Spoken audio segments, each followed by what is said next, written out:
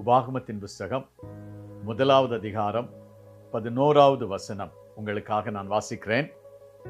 நீங்கள் இப்பொழுது இருப்பதை பார்க்கலும் 1000 மடங்கு அதிகமாகும்படி உங்கள் பிதாக்களின் தேவனாகிய கர்த்தர் உங்களுக்கு சொல்லியபடியே உங்களை ஆசீர்வதிப்பாராக. 1000 மடங்காக பெருக வேண்டும் என்று மோசே வந்திருக்கின்ற ஜனங்களை, அழைத்து வந்த ஜனங்களை பார்த்து சொல்லுகிறார். இன்றைக்கு இருப்பதை காட்டிலும் 1000 மடங்கு நீங்கள் அதிகமாக வேண்டும்.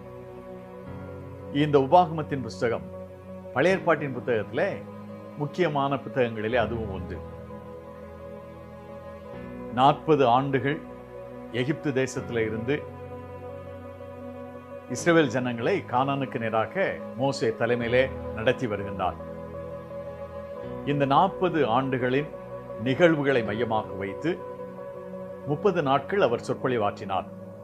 கானானுக்குள்ளாக நுழைவதற்கு முன்பாக யோர்தானுக்கு இப்புறத்தில் இருந்து ஆண்டவர் செய்த நன்மைகளை புதிய தலைமுறைக்கு எடுத்துச் சொல்ல வேண்டும் என்பதற்காக 30 நாட்கள் சொற்பொழிவாற்றினார். 34 அதிகாரங்களாக இதிலே உபாகமத்தின் புத்தகத்திலே எழுதி வைக்கப்பட்டிருக்கின்றது. மோசே எழுதிய புத்தகம் இதற்கு முந்திய 4 புத்தகங்களையும் தொகுப்பாக இதை அவர் சொற்பொழிவுக்கு பிறகு எழுதியிருக்கின்றார். அதனுடைய கடைசி அதிகாரத்தில் மோசே மரித்தான் என்று சொல்லப்பட்டிருக்கிறது. அப்படியானால் எப்படி மோசே எழுதியிருக்கக்கூடும் என்று நம்முடைய மனதிலே கேள்விகள் வரக்கூடும். வேத வல்லுநர்கள் சொல்லுகின்றார்கள், கடைசி அதிகாரத்தை யோசுவா எழுதி இதோடு இணைத்தான் என்று சொல்லி வேத வல்லுநர்கள் சொல்லுகின்றார்கள்.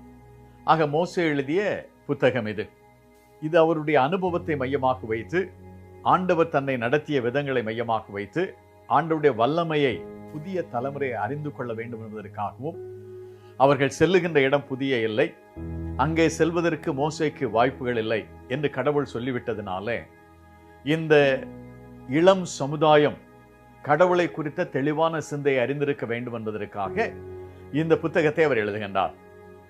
இந்த புத்தகம் மிக முக்கியமான புத்தகம் என்று சொல்வதற்கு காரணம் என்னவென்றால், ஆண்டவராகிய இயேசு கிறிஸ்து தன்னுடைய சொற்பொழிவுகளிலே, தன்னுடைய பிரசங்கங்களிலே அநேக வசனங்கள் இந்த உபாகமத்தின் புத்தகத்தில் இருந்துதான் அவர் மேற்கோளாக எடுத்து காண்பித்திருக்கின்றார்.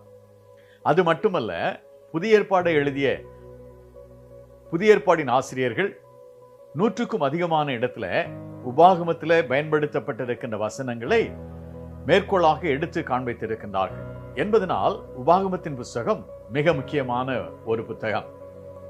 இதுல 34 அதிகாரங்களில 300க்கும் அதிகமான இடத்துல உன் தேவனாகிய கர்த்தர், உங்கள் தேவனாகிய கர்த்தர் என்று 300க்கும் அதிகமான இடங்களிலே சொல்லப்பட்டிருக்கின்றது.